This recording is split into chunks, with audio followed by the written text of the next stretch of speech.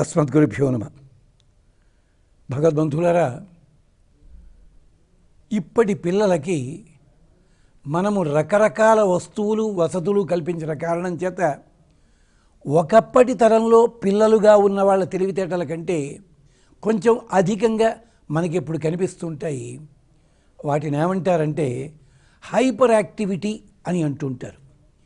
దీనికి ఇతర దేశాల్లో మందులు మాకులు వాడతారు, మన దేశంలో అవసరం లేదు.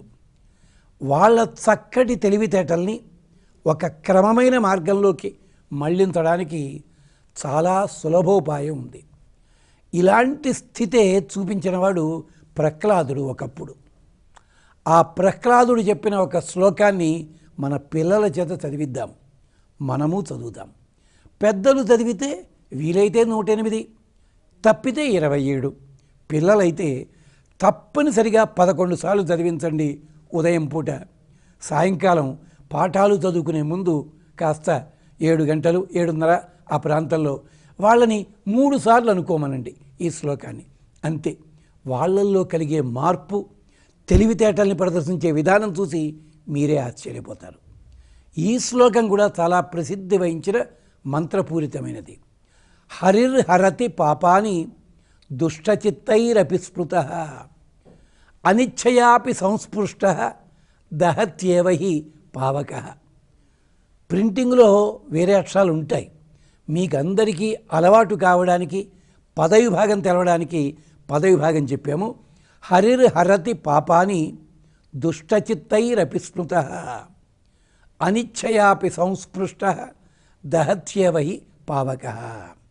హరినామమున్నది. హరి హరతి పాపాని, మనలో ఉండే దోషాలన్నిటినీ కూడా హరి హరించి వేస్తాడు. హరి అను 2 అక్షరములు హరించును పాతకముల నంబు జనాభా అని పద్యం చిన్నప్పుడు చదివేవాళ్ళం. అగో అదేది. హరిర్ హరతి పాపాని దుష్టచిత్తై అపి స్మృతః. దుర్మార్గపాలోచనతో ఉన్న, వేళాకోళంగా చేసిన, అసలు ఏమిటో కనుక్కుందామనుకున్న మీరు ఎలా పలకండి, హరి శబ్దాన్ని ఎలా పలికినా సరే అదిట హరిర్ హరతి పాపాని దుష్టచిత్తైరపి స్మృతః. తలచుకుంటే చాలు, పైకంటే చెప్పాలా? ఇదెలా సాధ్యం అంటే చెప్తున్నారు, అనిచ్ఛయాపి సంస్పృష్టః. నీకు ఇష్టంతో చెయ్యి పెట్టినా, ఇష్టం లేకుండా ముట్టుకున్న దహత్యేవహి పావకః. అగ్నిదేవుడు నిన్ను కాల్చడు. నీకు తెలియదు నిప్పని, చేతిలో చేయి పెట్టావు, అక్కడ నిప్పు అనుకోకున్నాను, కాలింది. నిప్పు అని తెలుసున్నా చేయి పెట్టావు, అప్పుడు కాలింది. నిప్పులాంటి మంత్రం ఇది. అది హరి శబ్దము. హరిర్ హరతి పాపాని దుష్టచిత్తైరపి స్మృతః అనిచ్ఛయాపి సంస్పృష్టః దహత్యేవహి పావకః. హర్యష్టకమని చెప్పి ప్రహ్లాదుడు చెప్పిన స్తోత్రంలో మొదటి శ్లోకం ఇది. ఈ శ్లోకాన్ని పెద్దలు చదువుకున్నట్టయితే వారికి మనశ్శాంతి, ప్రశాంత చిత్తత.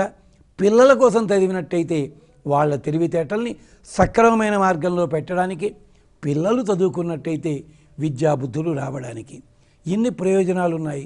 శ్రద్ధగా అనుసంధానం చేసుకోండి. స్వస్తి.